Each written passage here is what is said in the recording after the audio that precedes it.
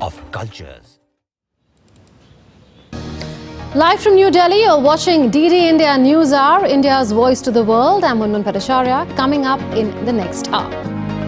Thanks for the ride, mate, says Chandrayaan-3 moon mission's lander as it separates from the propulsion module, moving a step closer to a soft landing on the moon. G20 health deputies meet in the western Indian state of Gujarat as the WHO holds the first ever global summit on traditional medicine. Defence chiefs from the West African bloc ECOWAS meet to discuss the response to the Niger coup, including details of a standby force to be assembled for a possible intervention. Evacuations continue as massive wildfires approach the northern Canadian city of Yellowknife. The country is enduring its worst ever wildfire season.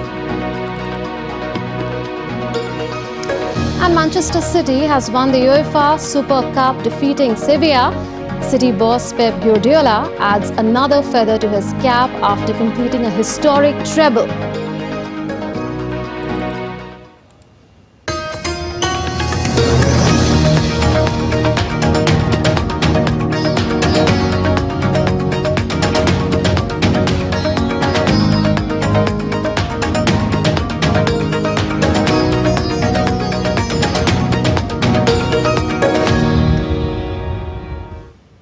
A major milestone has been reached during India's lunar mission.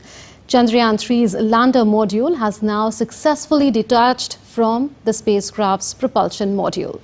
This significant step in India's third lunar mission took place at 1 p.m. India time today, kicking off the last leg of the moon mission. The Indian Space Research Organisation is now working to achieve a successful soft landing on the moon.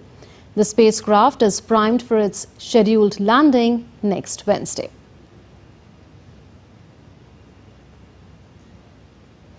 Indian Space Research Organisation says it is hoping for a smooth landing as it learns from new challenges and previous failures.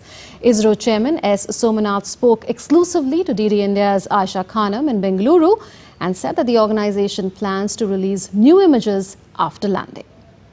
How challenging is this? Because Chandrayaan-2 has given many lessons to us, and now we also heard you saying that the soft landing is likely to be so perfect that even if two engines fail, you can still manage this soft landing. How is this going to? How big is this challenge for you? See, it's always like that. Systems can go wrong in spite of all your good efforts. Yeah.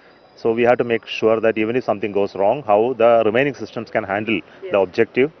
But we plan it to a certain extent, but it cannot be protected against all failures. But we make sure this time that the range of variabilities or failures are extended, so that this time we will be able to handle in case something develops, some anomalies develop, some issues develop. Still we have a higher probability of soft landing than that was existing in Chandrayaan-2. That's the essence of what I said about it. Right.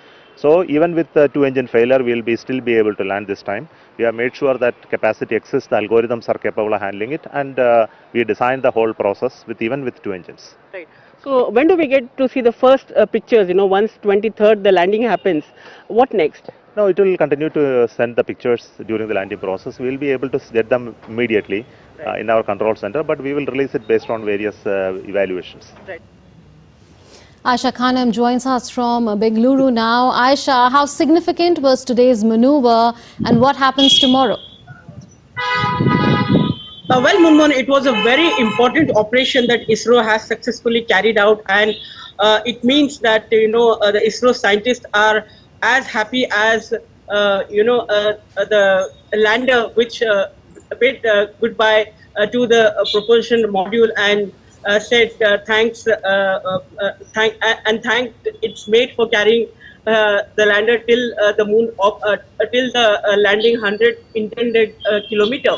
And this is a big step because after 34 days of long journey with the propulsion module, the lander, that is Vikram, has separated and now it is headed towards a soft landing. And this is a very important step because now ISRO will have to control, ISRO will have to perform certain operations for soft landing on 23rd August. And this is going to be a very interesting and precise mannered braking systems where reducing velocities will happen, and finally the lander will go towards the moon, and then it will hover around the moon, and it will look at its precise landing spot, that is the south pole, the region where it is intended to be landed, and it will calculate all the safety aspects, and then it will make a soft landing. But before that, ISRO will have to undergo that 15 minutes of terror. The scientists describe that last 15 minutes when it land when the lander makes a soft landing. These are the 15 minutes of terror, because this is the time when ISRO will have to vary the thrusters, that is the engines will have to be varied as per the velocity, and then the thrusters have to be controlled. Sometimes it has to be increased. So therefore, the ISRO scientists feel that this time the module is so inbuilt in a way that the margins of failures are enlarged. There are more margins where the failures can be kind of absorbed. And if at all the landing, if a lander makes a soft landing, this makes India the fourth country in the world which will explore the South Pole. And also this module has, why the ISRO scientists are so confident about the successful soft landing is that the fact that ISRO has designed this entire Chandrayaan-3 mission based on the failure mission of Chandrayaan-2. And here, even at the landing spot, the place where it is to be landed, the dimension has been increased. So this has been increased by 4.4 kilometer to 2 kilometer. So lander can make a soft landing perfectly in that area. So last time the area was a little bit lesser than what it is compared to now. And also there are very extensive sensors which will detect any hurdle coming in the way of the lander as it moves, as it goes ahead, and then it will automatically correct itself and then make a perfect landing.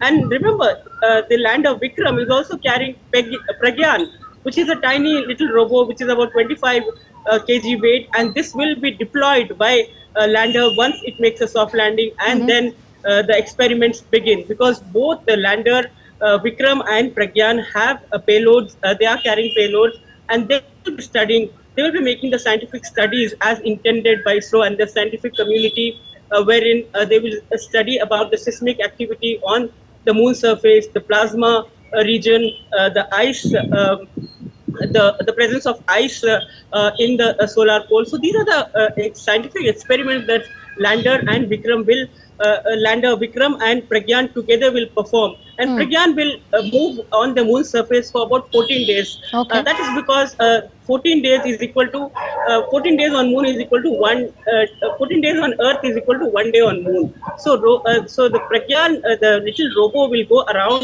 the surface about 500 meters so that it does not lose contact with the lander, and it will send data to lander Vikram, which will ultimately send the data to ISRO in Peenya in Bangalore. So ISRO will be tracking this from Peenya, Bangalore, and also another tracking center, ISDN, in Bangalore, and the European Space Tracking Agency will also be tracking the activities of Chandrayaan-3 mission. So all is in place, and so far the journey has been good, and ISRO scientists hope that this the journey of Chandrayaan-3 mission, about 3.84 lakh kilometer from Earth to the moon, will be successful, and on 23rd August, India will rewrite the history in the space. Aisha Khanam reporting from Bengaluru. Russia has carried out a series of drone attacks on grain silos and warehouses at a Danube River port. Ukraine says the move puts global food security in danger. Russia says it has thwarted air attacks from the Ukrainian side. More in this report. Global food security is in danger. Russia has again carried out overnight strikes on Ukrainian grain silos and warehouses at a Danube River port. Ukraine's President Volodymyr Zelensky said Russian strikes could further destabilize food prices. Each Russian strike against them is a blow to world food price, a blow to social and political stability in Africa and Asia. Basic things that provide a normal life to every society, it is food on the table in household. No other terrorist in the world, apart from Russia, has ever so openly and intentionally targeted the security of so many nations at once. Масована російська атака. The United States has also condemned the strikes. The State Department pointed the finger at Russia's president. Putin simply does not care about global food security. Such actions by the Kremlin negatively affect Ukrainian farmers and all those around the world who are most vulnerable to food insecurity. Russia's attacks on Ukrainian port infrastructure facilities have destroyed hundreds of thousands of Ukraine's grain bound for global markets. The US says it's working to find alternative ways to secure Ukrainian grains exports and has urged Russia to return to a pact that allowed the export of grains via the Black Sea. Meanwhile, the European Union has reallocated 135 million euros intended for programs in Russia and Belarus. The funds will instead be used to strengthen cooperation with Ukraine and Moldova. Rishabh Sharma for DD India. DD India's Dasha Cherneshova from Russia gets us more details. Well, as things do stand now, we are waiting for the decisions in the West to allow Russia to get back to the grain deal, the Black Sea Grain Initiative, because Moscow has been saying for weeks and months now that all the decisions on Russia's rejoining the Black Sea Grain Initiative do depend on the implementation of the Russia-UN memorandum, and particularly the 5 conditions that Russia has introduced to participate in this Black Sea grain deal. So certainly these decisions, according to Moscow, are dependent on the Western countries that, from the Russian point of view, have been reluctant to implement those. This is the reconnection of Russia's Bank to the SWIFT payment system. This is the restoration of the freight and the insurances for the Russian vessels that are carrying grain. None of these has actually been meeting any progress, and Russia says once those issues are actually implemented, then Moscow will be rejoining the Black Sea grain deal. But at the moment, we understand Moscow sees no reason, no ground to get back to these arrangements, saying that the Western countries simply are not doing anything to meet those demands, while only profiting from the commercial benefits that they are receiving from the Ukrainian part of the deal that has been implemented in full. But Russia says only this part has been implemented, and that's why the decision to not to extend the Black Sea grain deal beyond the 17th of July has been taken in Moscow. Lawmakers in Thailand will gather for a third time next week to vote on the country's next Prime Minister and try to end the ongoing political gridlock. It comes after the Constitutional Court rejected a petition challenging Parliament's decision to bar Move Forward Party leader Peter Lim Jaro Enrot from being re-nominated. Patrick Falk reports. Well, simply put, whether or not the selection of Thailand's next Prime Minister will be complete will depend on the parliamentary session that's taking place next week. Those are the words of Thailand's House Speaker, somewhat stating the obvious, you might say, but that is where things stand right now. There is a bit of a question mark as to whether or not the Pheu Party can get the support it needs from the 750-member Joint Assembly. As we know, Move Forward has already said that it won't be backing its former coalition partners, but there's also uncertainty about whether or not the Senate will support Pheu either. There is bad blood between the military-backed Senate and Pheu. Remember, the military removed the Pheu governments in 2006 and 2014, so it's not an absolute certainty that the Pheu Party will get the support that it needs from the Senate, but one would have to imagine that Thailand senators understand what's at stake, and prolonging this political gridlock will have negative ramifications for the country, and it will also further undermine Thailand's democratic system. Political uncertainty continues there. Still to come on DD India News Hour, over 70 people killed during relentless rain and landslides in India's northern state of Himachal Pradesh. And first ever WHO Traditional Medicine Summit gets underway as part of the G20 Health Deputies meeting in Gandhinagar.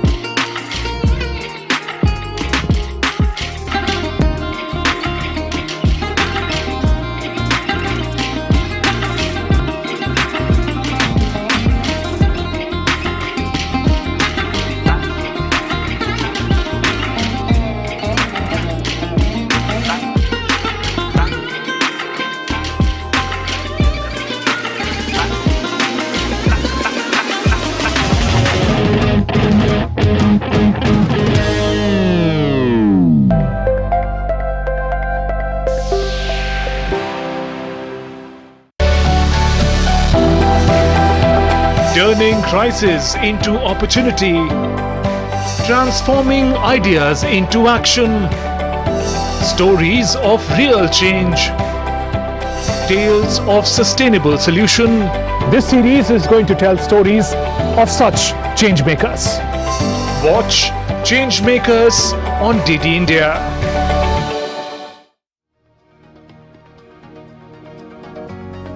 You're watching DD India News Hour. I'm Munmin Bhattacharya. Now a look at the weather updates and other stories from different parts of India. 15 houses have been completely destroyed during a landslide in a village in India's northern state of Uttarakhand. Roads have caved in and people have been forced to shift to relief camps set up in a school in the village. So far, no one has been reported dead. Another village in India's northwestern state of Punjab has suffered flooding due to heavy rain. Residents in low-lying areas and on river banks have been moved to higher ground. The National Disaster Response Force, the Army and the Border Security Force are carrying out rescue operations in the flood-hit region.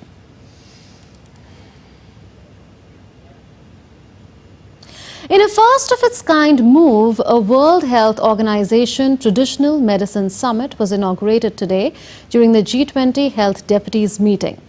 The three-day summit in the Indian state of Gujarat is expected to shape the future of global healthcare through the use of traditional medicinal practices.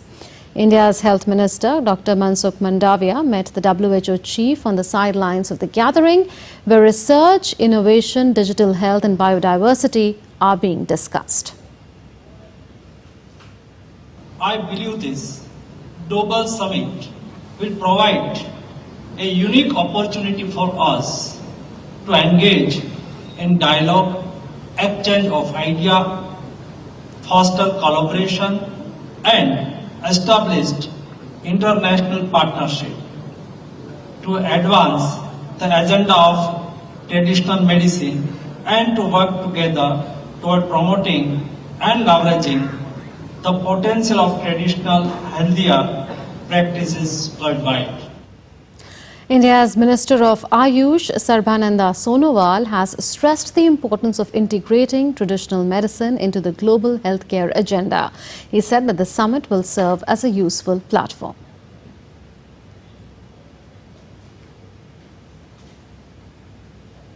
This summit signifies the dawn of a new era in healthcare. Our discussion here aims to forge the foundation for a dedicated platform for traditional medicine within the framework of the G20.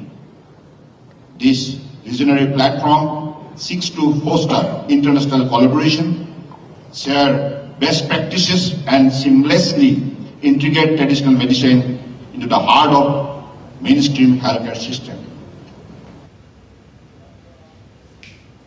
The World Health Organization chief also spoke on the occasion. India has a rich history of traditional medicine through Ayurveda.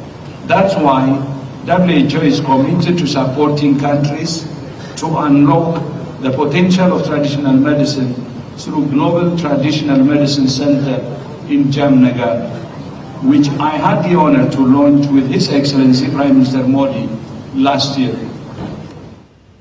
India has vowed to be a global leader in the world's digital economy. Kicking off a two-day G20 Digital Innovation Alliance Summit in Bengaluru, officials said that startups are increasingly disrupting traditional business practices. In an exclusive interview with DD India, India's Minister of State for Skill Development, Entrepreneurship, Electronics and IT, Rajiv Chandrasekhar, said India has come forward to help other countries develop a stronger digital public infrastructure.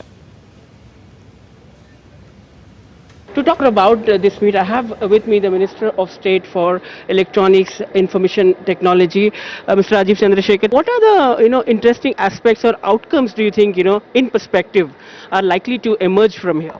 Over the last 3 digital economy working groups, there has been a growing consensus, an agreement around DPIs, a conversation that how DPIs, especially open source DPIs, are critical to the future of many countries' digitization ambitions.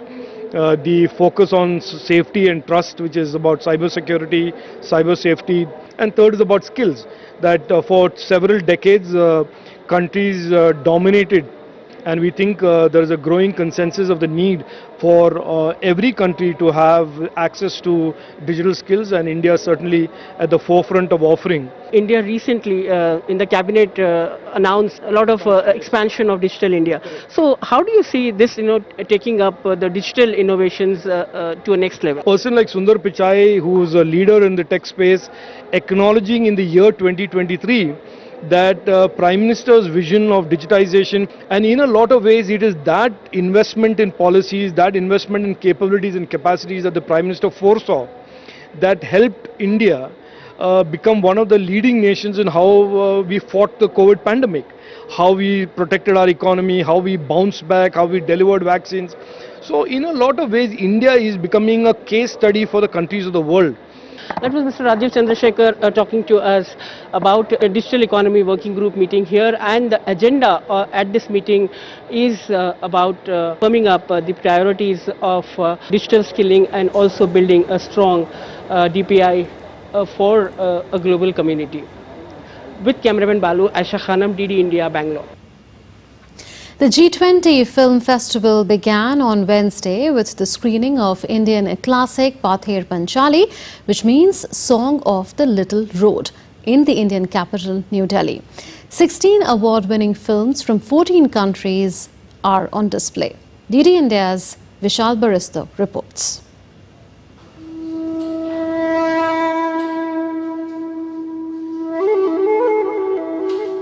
This black and white magic, viewed by Oscar awardee Satyajit Ray, has won many awards including the Cannes Film Festival.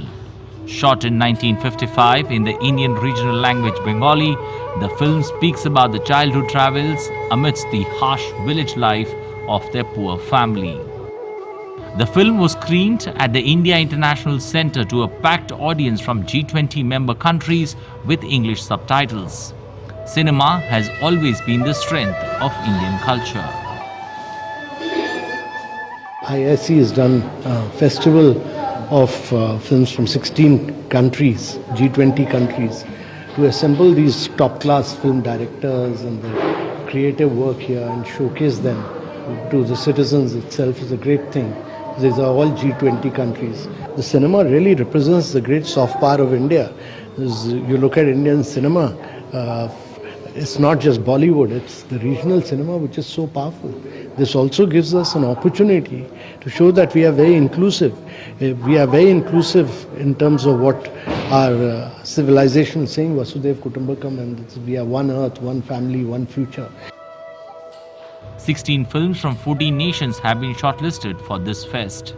The festival continues from 16th of August to 3rd of September. Vishal Baristo for DD India from Delhi. Meanwhile, in Pakistan, tensions are running high. This follows Wednesday's attacks on churches in the east of the country. Paramilitary troops have now cordoned off a Christian settlement in the area. Several churches were torched and houses burned. The attacks took place after 2 Christian residents were accused of desecrating the Quran.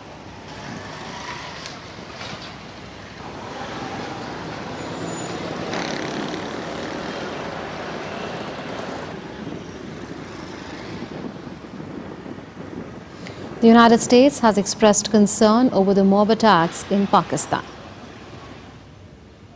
We are always concerned of incidents of religiously motivated violence. Violence or the threat of violence is never an acceptable form of expression, and we urge Pakistani authorities to conduct a full investigation into these allegations and call for calm for all of those involved. In other news, a U.S. appeals court ruled on Wednesday that access to the abortion drug mifepristone must be restricted.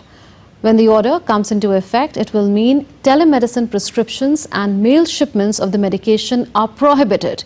During the COVID-19 pandemic, telemedicine was permitted to be used to prescribe and administer the pill, which is intended to induce abortions in the first 10 weeks of pregnancy.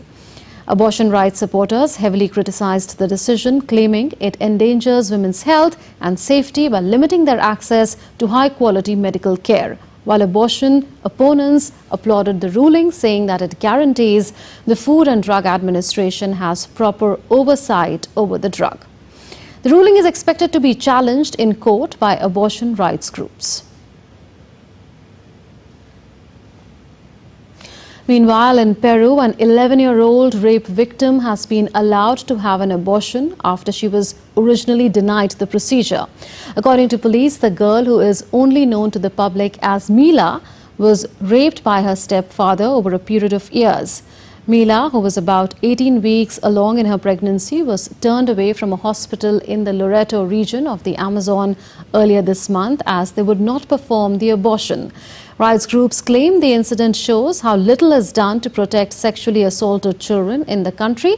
Susana Chavez, director of the feminist non-governmental organization Prom Sex, said there are likely many more cases like this involving minors that are not reported. Nosotros hicimos la demanda internacional y fue la recomendación. They wanted to force her to continue with the pregnancy because they told her this was her destiny and that abortion was dangerous. That she should not terminate the pregnancy, that she should continue. They want the family not to request a therapeutic abortion. We estimate that for every pregnant girl who comes to hospital, there are at least 10 girls who are the victims of sexual abuse. Ha sido, digamos, sujeta. A child cannot raise another child. She is practically a child. She is not prepared both physically and mentally, and the way she got pregnant, I agree with the abortion the baby has undergone. In Hawaii, politics has erupted over a decision not to sound warning sirens during last week's deadly wildfire. The search and rescue operation continues for victims and hundreds of people are still missing. Here's a report.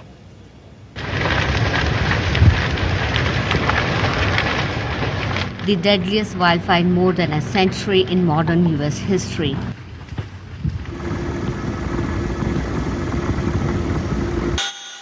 The death toll continues to rise, reaching 110 on Thursday. Authorities are being blamed for the lack of early warnings that could have avoided many deaths from the disaster. All right. Hey, if anybody's still out here, it's time to go. If anybody's still out here, it's time to go.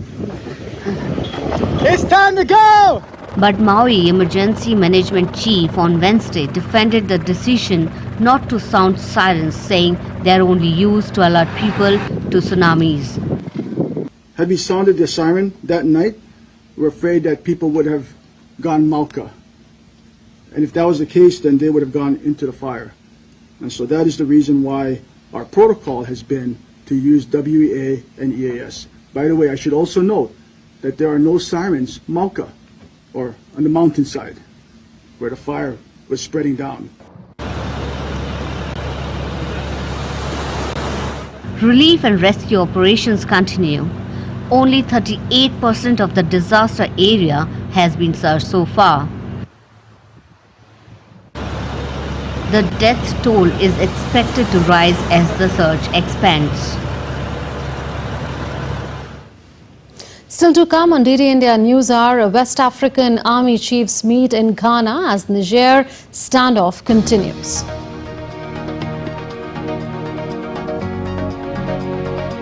And severe flooding causes flight cancellations and delays at Germany's Frankfurt airport.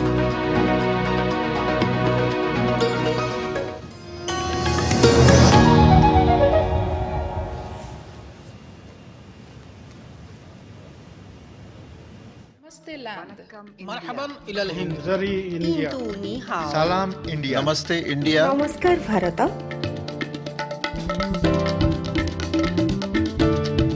Muy India. نحن هنود. India. Ma Hindi Hasti. Mung Hindian. Salam Hindustan. We are India.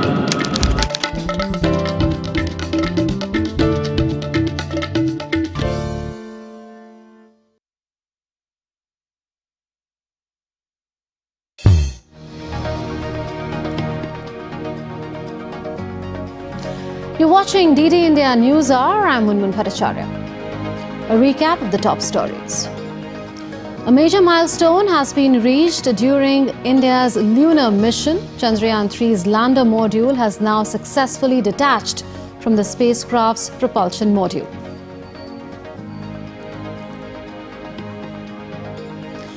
Russia has carried out a series of drone attacks on grain silos and warehouses at a Danube River port.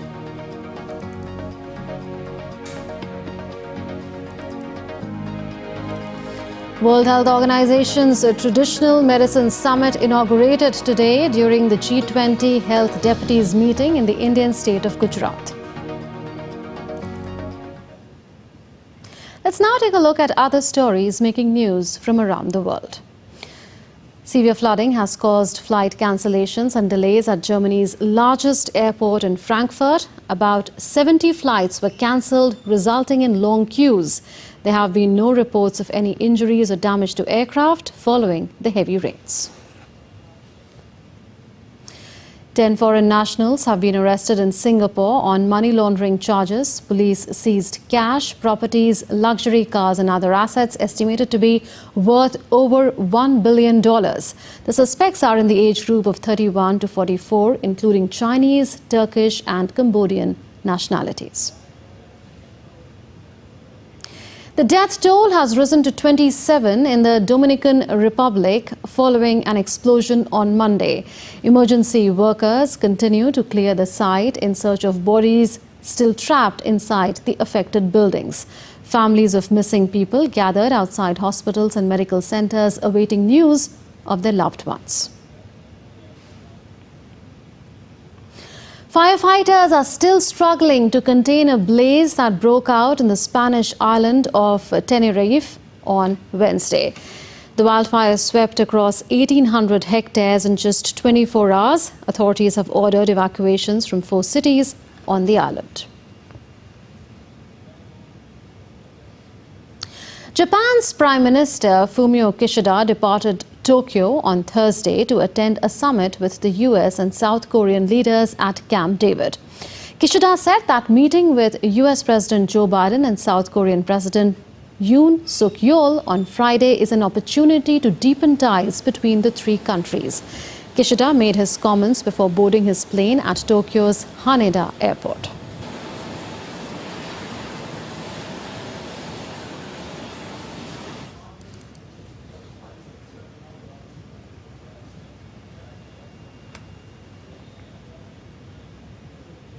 Benji Haya joins us from Washington, D.C. Benji, the United States, which has separate alliances with South Korea and Japan, has been pressing both the countries to improve ties to ensure better cooperation on issues like North Korea and China.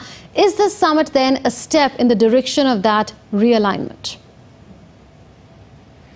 Exactly so. This is a concerted effort from Washington, D.C. to try to forge those closer ties as part of this kind of unofficial trilateral relationship. Remember, South Korea and Japan, 2 nations that had a difficult relationship pretty much since World War II, but the new administrations there had been keen to form months ago. Months before that, Japan's Prime Minister Fumio Kishida, President Biden, of course, last year visited the 2 nations respectively.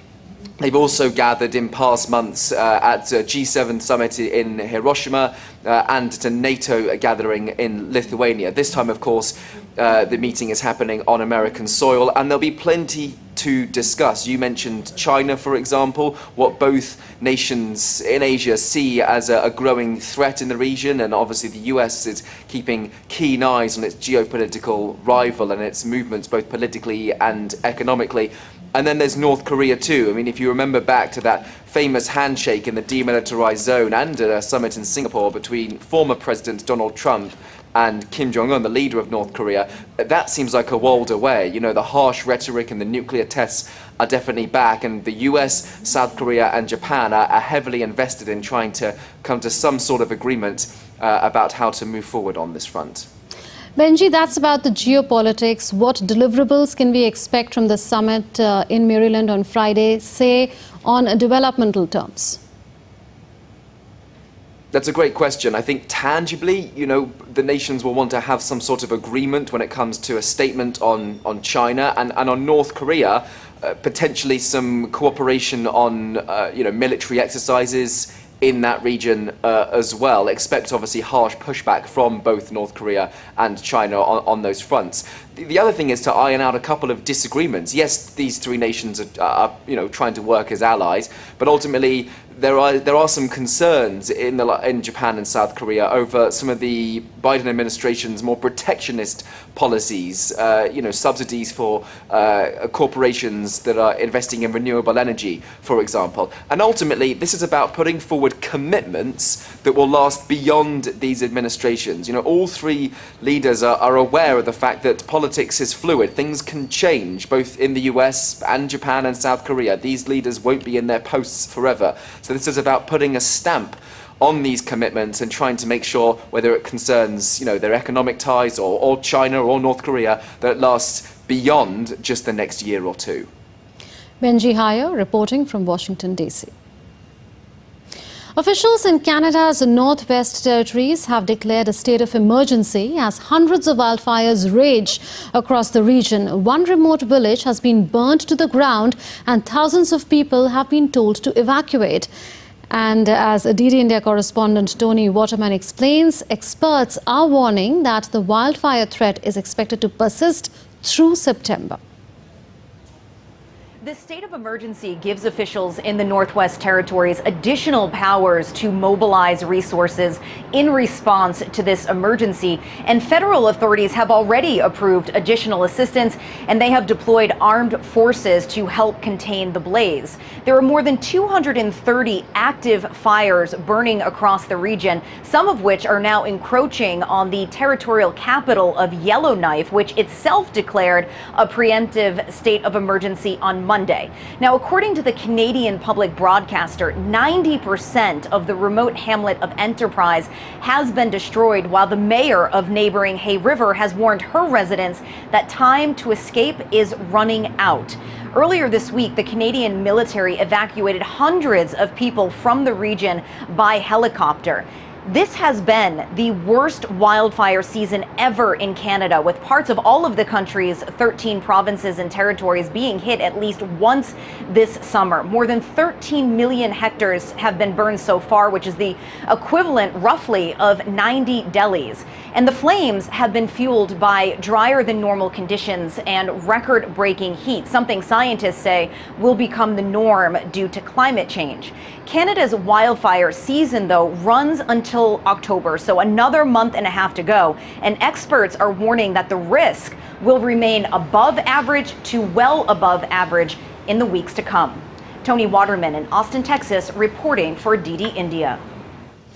In the midst of a deepening political crisis in Niger, the United Nations has issued a stark warning regarding the potential escalation of food insecurity in the West African nation. The UN says there is a crucial need to take immediate action to avert a catastrophe. It's been weeks since the coup in Niger, and this has exacerbated the already dire food situation in the country. Over 3 million people are already experiencing acute levels of food insecurity. The United Nations' humanitarian agency has sounded the alarm. It's cautioning that more than 7 million individuals are classified as moderately food insecure and could even face even worse conditions to the ongoing crisis. Meanwhile, 17 soldiers have been killed following a deadly insurgent ambush approximately 60 kilometers from the capital, in a southwestern region bordering Burkina Faso. The newly elected US ambassador to Niger is set to arrive in Niamey later this week. She has her work cut out for her.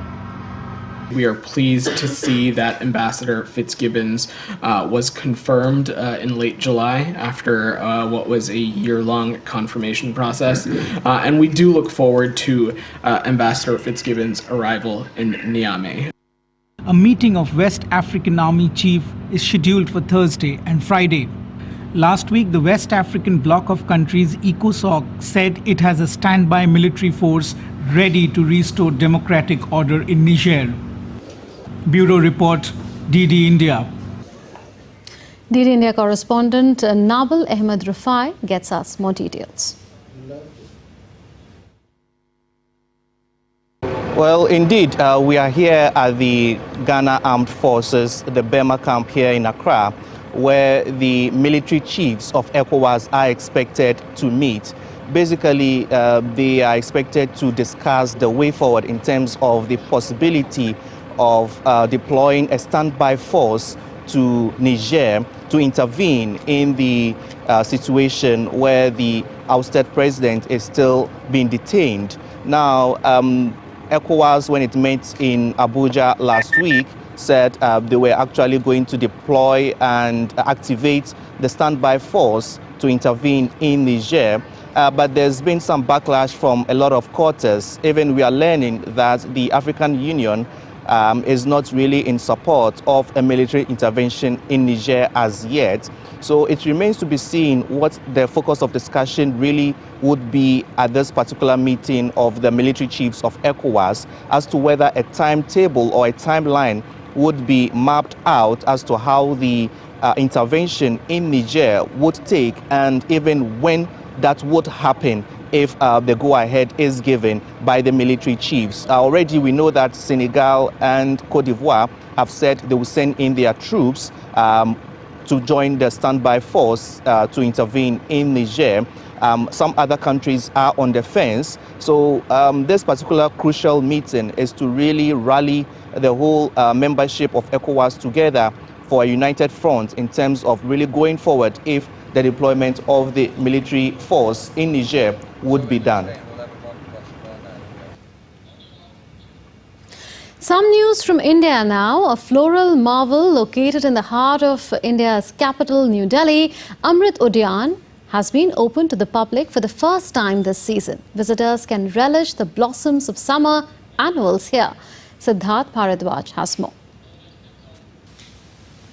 It's bursting with colour and life in the beating heart of India's capital, New Delhi, an oasis of horticulture and history. The colours are stunning. Amrit Udyan is a floral marvel and a living symbol of India. Coming here, it felt like all of the stress in my life has been lifted. Since it was first planted almost 100 years ago, it's been open to the public for just a few weeks every year. Now, for the first time, it will be open to visitors twice, in early spring and summer. And August is a perfect month to see summer flowers at their finest. No matter if it's hot outside, people are determined to see a natural masterpiece. But it's not just the beauty of the flowers that makes the garden special. It's been cultivated and cared for decades by generations of gardeners. It's totally a green area and very well maintained, and really liking this place.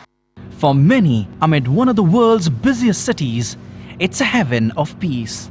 My heart just felt really peaceful here. The bonsai garden, the musical garden, the fountains here are very well cleaned. It's very overwhelming, like it's very new, because living in such urban area, it's very different to come here and explore these all flowers and plants. It actually gives very optimistic vibes to you. You feel very proud to be here to actually witness what your country has been doing. It is an oasis of calm in an often stressful world. All of the other different gardens give me different feelings of peace, serenity and zen. To help answer visitors' questions, an army of volunteers with impeccable knowledge about what grows here and when. Yeah, here are the number of the flowers here, roses, canna indica, snake plant, also the number of lilies, Asiatic lily, Oriental lily, and the variety of black rose, that is Oklahoma, and green rose is also available here. The gardens are home to thousands of species of flowers and trees. From the colonial era, when it was first planted, to today's India, this garden's beauty is as powerful as nation's progress. It's not just the sight of these flowers that's mesmerizing here. It's the smell and also the symbolism. These gardens mirror India's history, and as they have bloomed over the decades, so has India's development. But to understand the beauty here, you have to actually come here and experience it. But hurry up, these gardens are only open for another month, and they'll be closing again on September the 17th. This is Siddharth with camera person AK, DD India, New Delhi. Time for a breather now. Still to come on DD India News Hour. Manchester City win in their first silverware of the season and needing penalties to overcome Sevilla for the UEFA Super Cup. Al Hilal's new signing Neymar opens up about his move to Saudi Arabian side, says excited to join the league.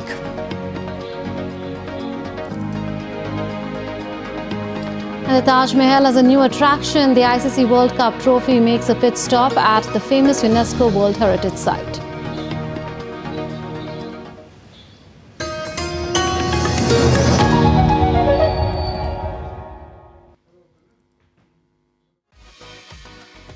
India that invents. India that innovates. India that excites. India that invites. Land of possibility. Teeming with opportunities. Watch India Ideas each Thursday 8 p.m.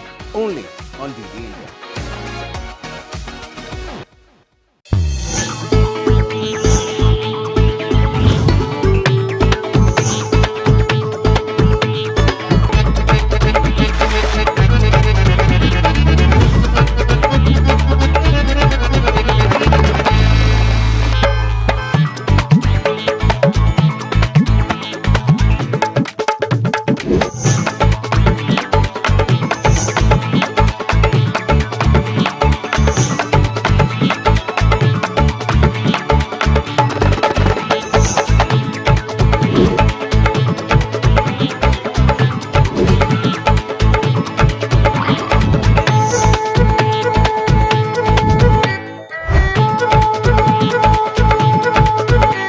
Welcome to Jaipur.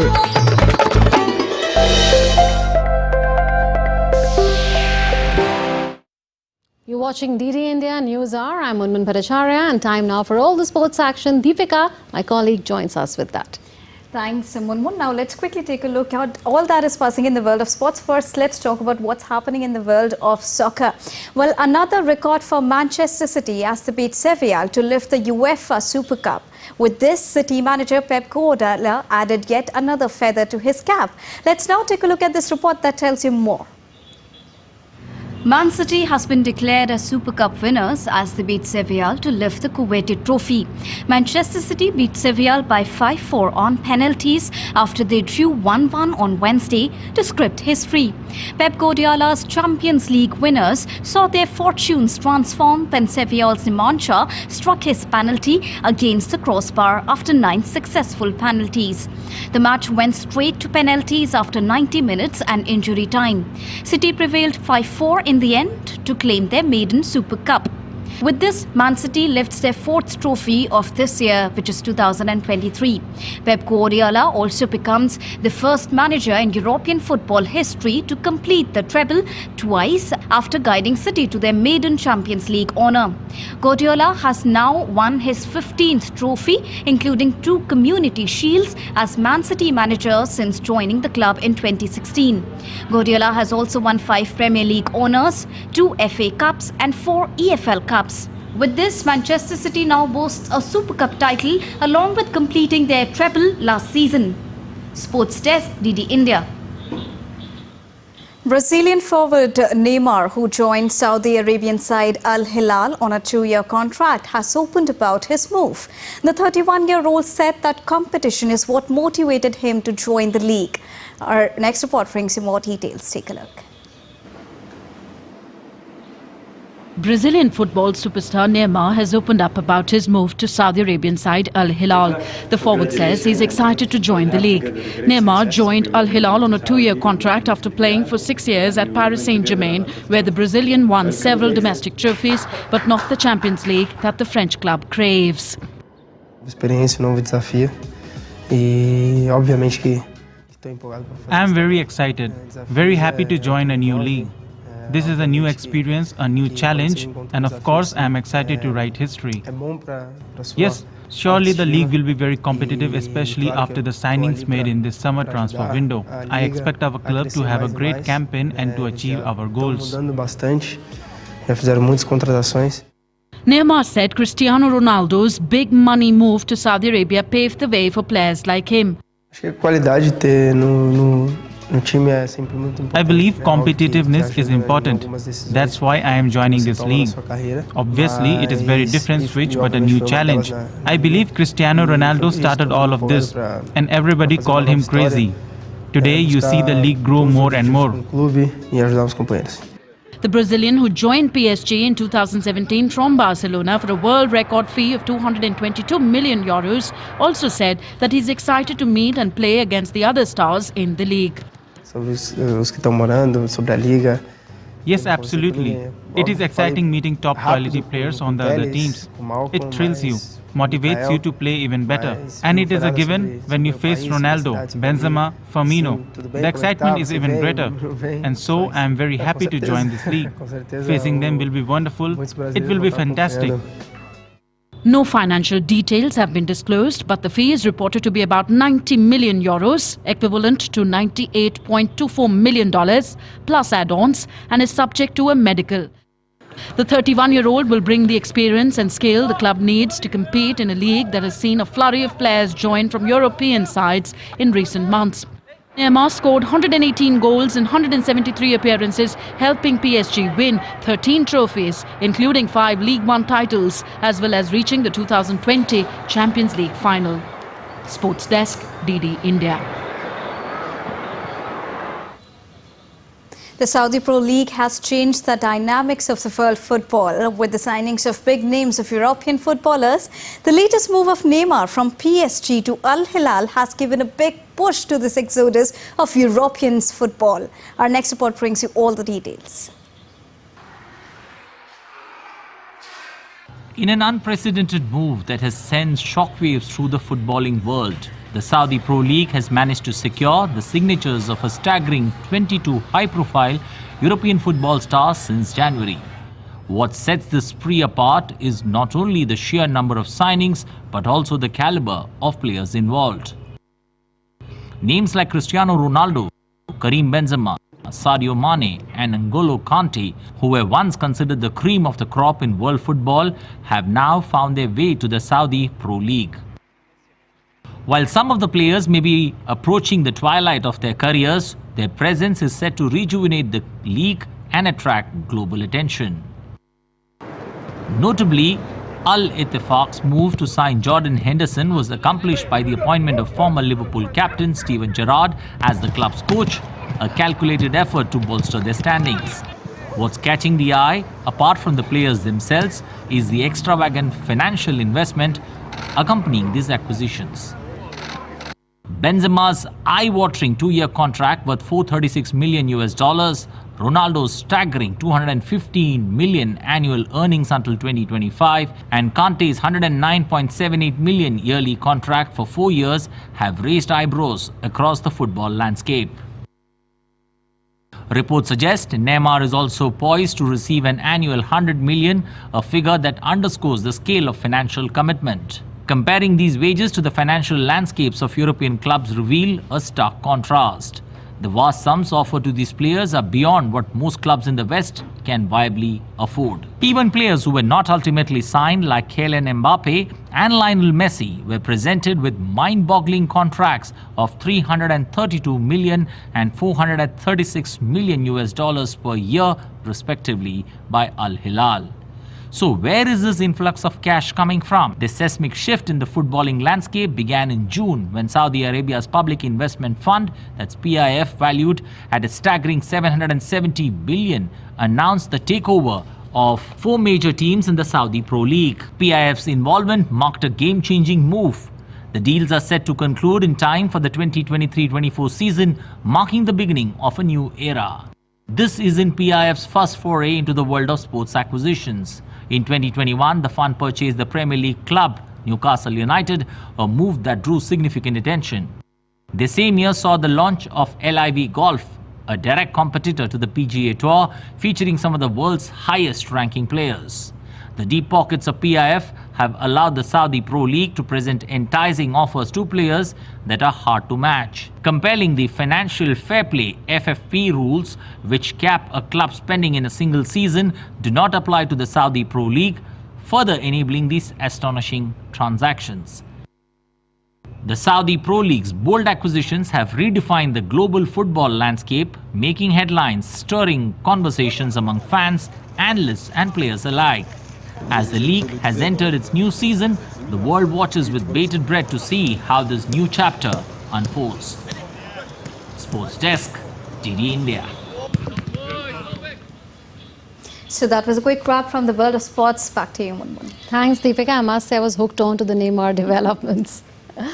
Well, that's it then in this edition of DD India News Hour. You can connect with us and share your thoughts with us on Facebook, Twitter, which is now known as X, as well as Instagram. You can also connect with us on ddindia.com. That's it then from me and my entire team in New Delhi. Thanks for watching.